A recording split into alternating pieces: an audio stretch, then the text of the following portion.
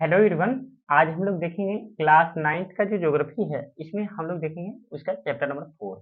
इससे पहले हम लोगों ने जो क्लास 9th का ज्योग्राफी है उसमें हम लोगों ने चैप्टर 1, चैप्टर 2 और चैप्टर 3 देखे हैं। ठीक है, यदि आप वो सब सारी वीडियो नहीं देखे हैं तो आप लोग जाके देख लीजिए ताकि आप लोग को जो इसका बेसिक अंडरस्टैंडिंग है वो पहले से हो जाए।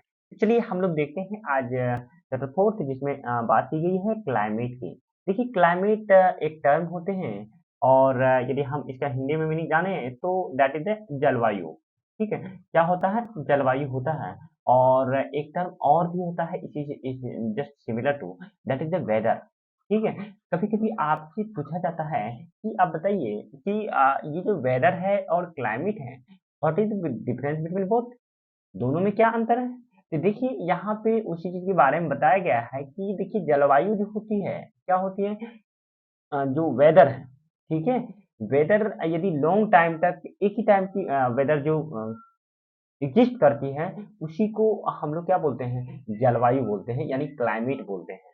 ठीक है, देखिए यहाँ पे पर्टिकुलरली एक चीज और भी दिखाया गया है कि देखिए यहाँ पे शॉर्ट टर्म में हम यहाँ पे लिखा गया है कि देखिए क्लाइमेट की जब बात करते हैं कि जो टोटल सम ऑफ, ठीक है, weather conditions of the weather, ठीक है, and variation over a large area for a long period of time. ठीक है, और लॉन्ग पीरियड ऑफ टाइम इसका जो कम से कम ड्यूरेशन माना जाता है लगभग में 30 ईयर से कम ज्यादा। ठीक है, मोर देन 30 ईयर्स, तो इसको हम लोग क्या बोलते हैं? क्लाइमेट बोलते हैं। यानी कि जब क्लाइमेट की बात करते हैं तो sum of the total weathering conditions and variations over the large area of for a long period of time, है ना? और उसी तरह से जब हम उसी केस में हम बात करते हैं वेदर की, तो वेदर जो होता है, ठीक है, एक स्टेट होती है, ठीक है, अवस्थाएं होती है किस चीज का? एटमॉस्फेयर का, over an area and any point of time, किसी भी निश्चित समय पे जो एटमॉस्फेयर की अवस्थाएं होती हैं, स्टेट होती है, उसी को हम लोग क्या बोलते हैं? वेदर बोलते हैं, है ना? तो अब चलिए यहाँ पे दो टर्म हम लोगों ने देखा, एक क्लाइमेट के बारे में देखा और दूसरा हम लोग वेदर के बारे में देखा, है ना? तो देखिए और भी इस चीज में क्या बताया गया है कि पर्टिकुलरली यहाँ पे कंपैरिजन किया गया है कि जो इंडिया की वेदरिंग सिचुएशंस है और क्लाइमेटिक कंडीशंस है, किस स्टेट में, किस सिचुएशंस में कैसे देखने को मिलता है। यहाँ पे बात की गई है पर्टिकुलरली केरला के बारे में, तमिलनाडु के बारे में, ठीक है, और उसी केस में और इंडिया का जो ओवरऑल क्लाइमेटिक कंडीशंस के बारे में बताए गए हैं, तो इंडिया का जो क्लाइमेटिक कंडीशंस है वो कैसा है? मानसून टाइप का है। कैसा है?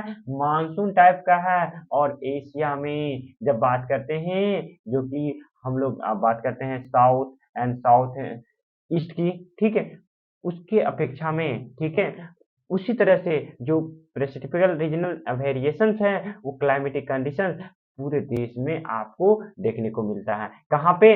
तो just like a monsoon type का, है ना? तो कहता है यहाँ पे जब हम बात की गई है यहाँ पे राजस्थान का, तो कहता है कि समर सीजन्स में, ठीक है, कभी-कभी आपको देखने को मिलेगा 50 डिग्री सेल्सियस टेम्परेचर राजस्थान में।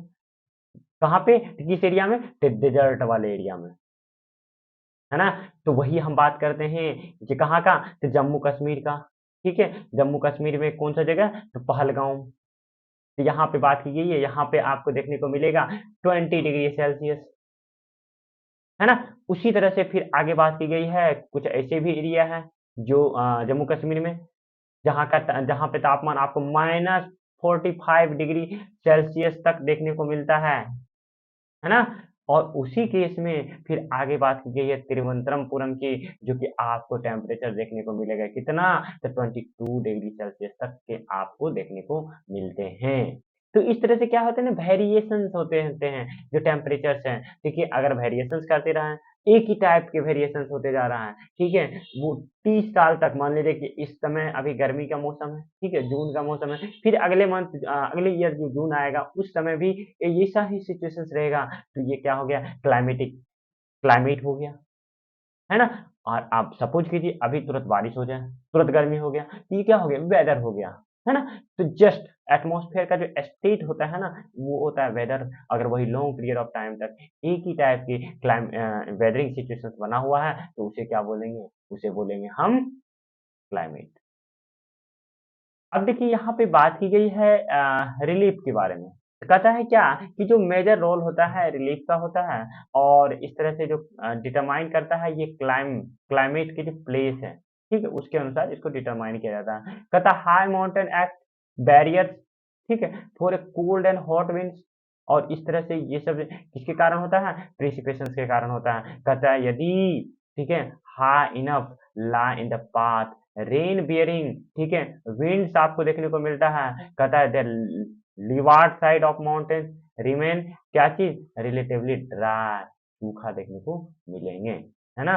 तो आप देखिए यहाँ पे कहता है क्लाइमेटिक को कैसे क्या किया जाता है? कंट्रोल किया जाता है। कहता है जब हम बात करते हैं, ठीक है, यहाँ पे कहता है 6 मेजर कंट्रोल्स हैं किसका? क्लाइमेट का, ठीक है, किसी भी प्लेस का 6 मेजर क्या है?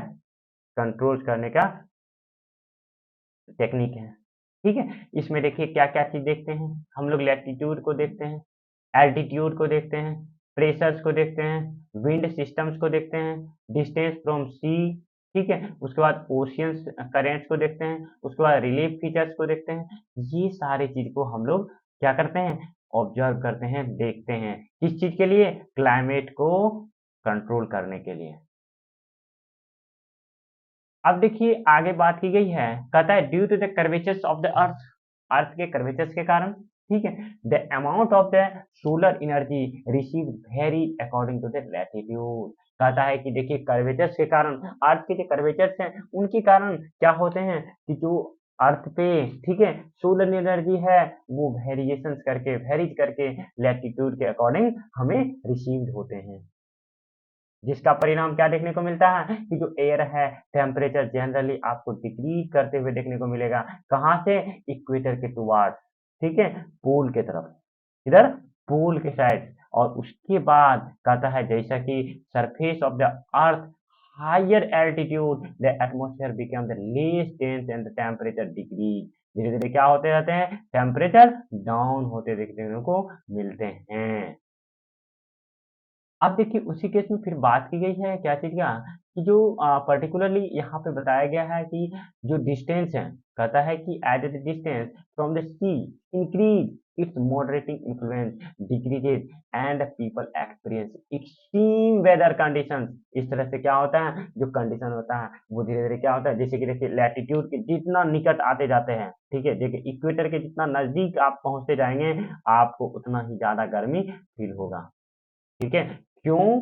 क्योंकि इसके पीछे रीजंस है। जो सन है वो ट्रॉपिक ऑफ कैंसर और ट्रॉपिक ऑफ कैप्रिकॉर्न के पास, मतलब वहां से जाते हैं ऐसे करके। देखिए ये हमारा इक्वेटर है, देखिए ये अर्थ है, ठीक है, और अर्थ है यहाँ से, देखिए, और इस तरह से जो हमारा सन है ये देखिए ऐसे इक्वेटर है, ये हमारा ट्रॉपिक ऑफ कैंसर हो गया और ये ट्रॉपिक ऑफ कैप्रिकॉर्न हो गया, ठीक है। अब देखिए यहाँ पे क्या होता है, जो सन है ये क्या करता है? मूवमेंट करता है कहाँ से कहाँ तक? इक्वेटर पे जाता है, फिर इक्वेटर से लेकर के यहाँ ट्रॉपिक ऑफ कैंसर, ठीक है, फिर ट्रॉपिक ऑफ कैप्रिकॉर्न। इस तरह से क्या होता है ना, यहाँ से इधर मूवमेंट करते रहता है, जिसके कारण जो कंट्री या जो प्लेस आपको इक्वेटर के नजदीक दिखाई देंगे वो क्या होंगे? ज्यादा वहां पे टेम्परेचर वहां पे देखने को मिलेगा। तो ये हो गया। अब देखिए कहा था विंड का प्रेशर जो कि सी के नियरेस्ट होगा, अगर ज़्यादा डिस्टेंस में है तो उस पे क्या होगा? कम विंड का प्रेशर देखने को मिलेगा। अगर वही से सी से निकट का होगा वो कंट्री, तो उसका क्या होगा? ज़्यादा से ज़्यादा आपको जो प्रेशर है, विंड का प्रेशर वो देखने को मिलेगा। कहते the condition known as a continental, ठीक है, कंटिनेंटल, ठीक है, hot during the summer and very cold during the winter.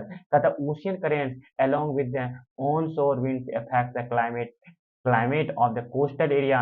जैसे कि एग्जांपल के लिए any coastal area with warm cold current, ठीक है, फॉलोइंग पास्ट, ठीक है, इट विल बी, ठीक है, वार्म, ठीक है। तो ये सब चीज आपको कंडीशंस देखने को मिलेगा। और इस तरह से यहाँ पे ये भी बताया गया कि कहता है कि फाइनली ये चीज देखिए। अब हम लोग देखेंगे अगले वीडियो में इसके बारे में factors of affecting India climate, ठीक है। तो आज ज़्यादा लंबा वीडियो हो जाएगा, इसीलिए इसको यहीं रहने देते हैं। Thank you.